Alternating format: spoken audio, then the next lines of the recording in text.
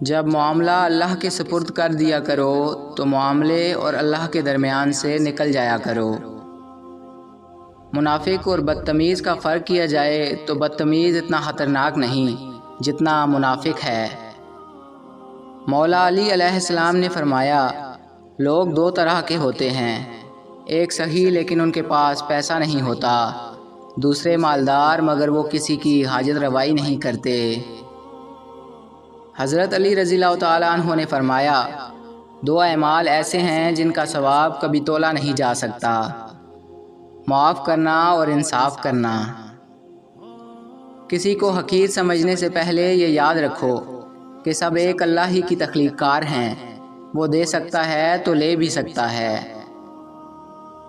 رزق اور عزت کسی کے اپنے اختیار میں نہیں، اللہ تعالیٰ جسے چاہے دے دیتا ہے۔ انسان کو اپنے آپ سے اتنی محبت تو ہونی چاہیے کہ وہ خود کو جہنم سے بچا کر جنت کی طرف لے جائے۔ اللہ تعالیٰ کو پسند ہے دولت مند کی عاجزی، غریب کی سخاوت، گنہگار کی توبہ، جوان کی عبادت اور بیمار و لاچار کا شکر۔ وہ نیکی بڑی معتبر ہوتی ہے جس کا پروردگار کے سوا کوئی گواہ نہ ہو۔ 5 چیزیں 5 مصیبتوں سے بچاتی ہیں۔ نرم گفتگو کرنا غصہ سے بچاتا ہے، اعوذ باللہ پڑھنا شیطان سے بچاتا ہے، صبر و تحمل افسوس و ندامت سے بچاتا ہے، بولنے سے پہلے سوچنا بڑے نقصان سے بچاتا ہے، اور دعا کا اہتمام ہر قسم کے شر سے بچاتا ہے۔ اسلام اتنا خوبصورت مذہب ہے کہ مسکرانے پر بھی ثواب ملتا ہے۔ امام حسین علیہ السلام نے فرمایا، جو شخص گناہوں کے ذریعے اپنے مقصد تک پہنچنا چاہتا ہے اس کی آرزوئیں بہت دیر سے پوری ہوتی ہیں، اور جس چیز سے ڈرتا ہے سب سے پہلے اسی میں گرفتار ہو جاتا ہے۔ رسول اللہ صلی اللہ علیہ وآلہ وسلم نے ارشاد فرمایا، تم میں سب سے بڑا پہلوان وہ ہے جو غصہ کے وقت اپنے آپ پر قابو پائے۔ اللہ فرماتا ہے، جب کوئی تم پر ظلم کرے تو میرے انتقام پر راضی ہو جاؤ، کیونکہ میرا انتقام تمہارے انتقام سے بہتر ہے۔ اپنے فیصلوں کو اللہ پر چھوڑ دو، مایوسی تمہیں چھوڑ دے گی۔ نصیحت وہ سچی بات ہے جسے ہم کبھی غور سے نہیں سنتے، اور غیبت وہ بدترین دھوکہ ہے جسے ہم پوری توجہ سے سنتے ہیں۔ جس طرح سانس کو آس ہے زندگی کی، ویسے ہی رب کو انتظار ہے بندے کی توبہ کا۔ جب بھی تقدیر سے شکوہ ہونے لگے، یہ بات یاد کر لینی چاہیے کہ یہ شیطان کا پہلا وار ہے، اس کے بعد وہ مایوسیوں کے اندھیروں میں بہت سہولت کے ساتھ لے جائے گا۔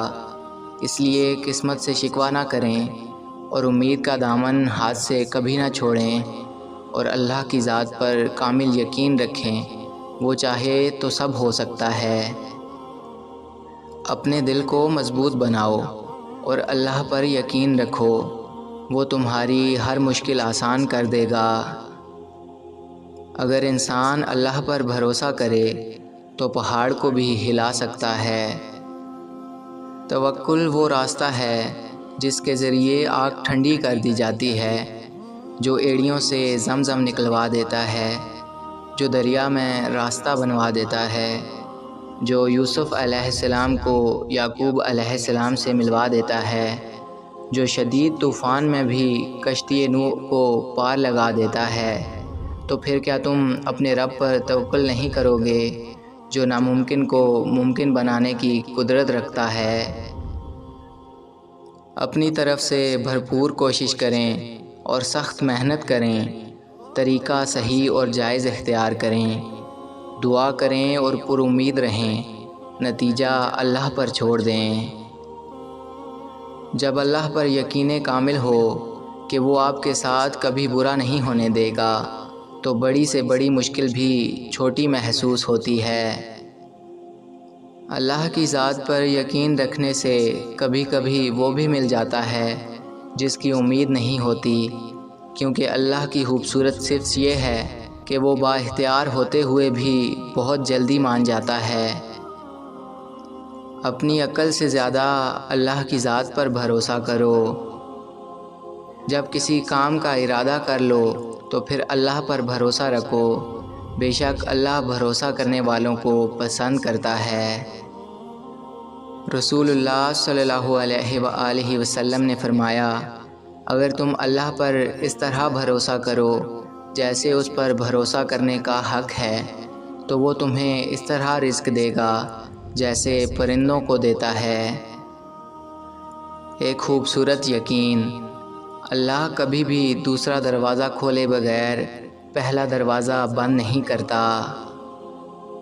وہ وقت جب اللہ کے مہربان ہونے پر یقین کرنا بہت مشکل ہوتا ہے، انہی لمحوں میں اس کی ذات پر کیا گیا یقین معجزوں کا باعث بنتا ہے۔ ہم اپنے مالک کے کرشموں کو کبھی نہیں سمجھ سکتے۔ وہ عجیب ہے، بہت آزماتا ہے، آخری حد تک لے جاتا ہے اور پھر ایک دم سے کچھ ایسا کر دیتا ہے کہ تمام زخم ایک ساتھ بھر جاتے ہیں، یاد ہی نہیں رہتا کہ تکلیف کیا تھی۔ اللہ کے معاملے میں اتنا مت سوچا کرو، آنکھیں بند کر کے یقین کر لیا کرو، کیونکہ یہ معجزوں کا راستہ ہے۔ جانتے ہو اللہ تمہیں بے بسی کے مقام پہ کیوں لایا ہے؟ تاکہ تم اللہ سے رجوع کرو اور یقین سے مانگو۔ جب تم دعاؤں پہ یقین کرنا سیکھ جاؤ گے تو ہر چیز جو تمہیں ابھی ناممکن لگ رہی ہے وقوع پذیر ہونے لگے گی۔ جو چیز نصیب میں نہیں ہے وہ بھی تم پالو گے۔ دل نہ راضی ہو تب بھی دعا کے لیے ہاتھ اٹھاؤ، کوئی امید باقی نہ رہے تب بھی اس سے مانگو۔ وہ جو رات سے دن نکال سکتا ہے وہ نا امیدی سے یوں امید نکالے گا کہ تم حیران رہ جاؤ گے۔ جب اللہ تم سے کہہ رہا ہے کہ مجھ سے مانگو میں دوں گا، تو کیا تمہیں یہ قبولیت کی دلیل نہیں لگتی؟ ممکن ہے جو تم دعا میں مانگتے ہو اللہ نے پہلے ہی تمہارے مقدر کا حصہ بنا دیا ہو اور وہ تمہارے توکل اور صبر کو آزما رہا ہو اور اسے تمہارا یوں بار بار مانگتے رہنا بہت پسند ہو۔ اللہ تمہیں تہجد تک لے آیا ہے، اس کا مطلب سمجھتے ہو؟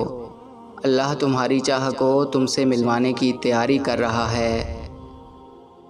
دعائیں مانگتے رہا کرو، قبولیت کے فیصلے نیت اور طرف دیکھ کر کیے جاتے ہیں، حالات اور اسباب دیکھ کر نہیں۔ تہجد کی توفیق مل جانا ہی اس کی اور اس میں مانگی جانے والی دعاؤں پر قبولیت کی نشانی ہے۔ جب مانگنے کی توفیق وہ دے رہا ہے تو کیا قبولیت کی یہ پہلی نشانی تمہیں نہیں لگتی؟ تمہیں یوں ہر بار یقین آ جانا، تمہارے دل میں ہر بار امید کا آ جانا اور پھر تمہارا دعائیں مانگنا اس بات کی دلیل ہے کہ اللہ کے در سے مدد جلد تم تک پہنچے گی، معجزات کی صورت میں۔ لا حاصل تمہارے لیے ہے، اللہ کے لیے نہیں۔ تمہارے لبوں پہ یہ دعا اس کی رضا کی دلیل ہے۔ تمہارا مقدر دعاؤں کا پابند ہے، لیکن دعائیں مقدر کی تو نہیں۔ ذرا سی دیر کی وجہ سے مانگنا مت چھوڑنا، کیونکہ صدائیں کبھی رائے گاہ نہیں جاتی۔ دعا کی قبولیت کی اس سے بہتر نشانی اور کیا ہو سکتی ہے کہ اللہ نے اب تک آپ کا دل دعاؤں میں لگایا ہوا ہے۔ تمہیں لگتا ہے تمہارا مانگنا قبول نہیں ہوگا، ارے وہ تو بہت پہلے ہی اللہ نے قبول کر لیا ہے۔ وہ جب تمہاری دعاؤں کو قبولیت کے لیے چن لیتا ہے تب وہ تمہارے دل میں دعا کا خیال بھی خود ہی ڈال دیتا ہے۔ جن لوگوں کی تنہائیاں پاک ہوتی ہیں ان کی دعائیں کبھی رد نہیں ہوتی۔